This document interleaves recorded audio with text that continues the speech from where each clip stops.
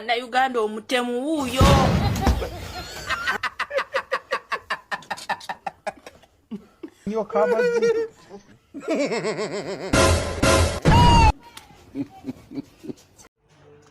Mu bintu bino ebyokufiirwa weegenderezanga nnyo abali awo abakaaba ennyo weesanga nga kwe kuli abaatutte omugenzi.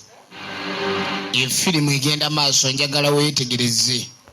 Akatambi kano kali mutambuzibwa ku social media platforms ez'enjawulo neera waneno ku SMX Media kankutegeeze nti mwana muwala oyo ayinza okubeera nga talina kakwate konna mu kufa kwa maama wa Gravity Omuttujju. However, reaction ye mu kuziika emuleetedde okubeera nga trendinga paka kati. Mukimanyi bulungi nnyo nti neera munnange owali omulema tebafunyizaawo ngalo, simanyi wali ow'ebigenge simanyi tebafunyizaawo ngalo. Kaakati mwana muwala ono mu kaseera akazibu Gravity Omuttujju ke yali ayitamu n'abantu bonna baali bakuŋŋaanye ng'amaziga gabayitamu bali mu kaseera kannaku, essanyu lye yayolesaako obuyoleesa mwana wattu nga kikuleetera okwebuuza ddala ki ekigenda mu maaso. Ate nga omanye emirembe gya kaakati omwana ng'agenda afuna ka vidiyo ng'akatuuza mu ssaawa kaakati abaana bali mu kubeera nga batambuza ka sound kuliko face ye olw'ensonga wakolera ekikolwa ekitakkirizika mu kaseera akatakkirizika. Akaseera kaali kakunyola, akaseera kaali kakungubaga, akaseera kaali kamiranga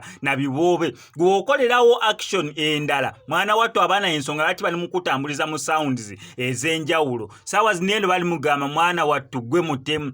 Amazima ga Katonda gayinza okubeera nga tolina nakakwate ku ba Gravity nga ne maama Gravity wali tomumanyi kweganga tomulabangako, naye nga ssaawa zino eno ekiri mu kubeera nga kikutambulirako gwe okukolera action etakkirizika mu kiseera ekitakkirizika. Otandika mukazi wattu osanga yali asanyukidde n'aba celebrities abaaliyo abangi ng'alabye ku Gravity omulundi gwe ogusooka oba ku Eddie Kenzo oba ku Chameleone, ate mwana wattu ali emabega atambula, olaba kamera we zikwata. Kati ssaawa zino eno gwa trendinga nti gwe muttemu.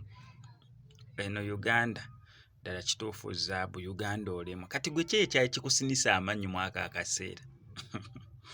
Mbulwako ne wentandikira okuwolereza nange ne wambula. Kati sooka owulire sound z'oli nga otambuzibwa ku mikutu gyonna akaawunti z'abantu ez'enjawulo nti omuttemu wuuyo mu kaseera akazibu action yo naye nga terina ngeri gyesobola kudifendingamu ekyo kye bali mu kubeera nga bakuteeka. Kwano ku SMX Media ndasigala nku updates gwe kyoba okulaba mbi subscribing onyige ne ku notification bell ebisigadde obituli.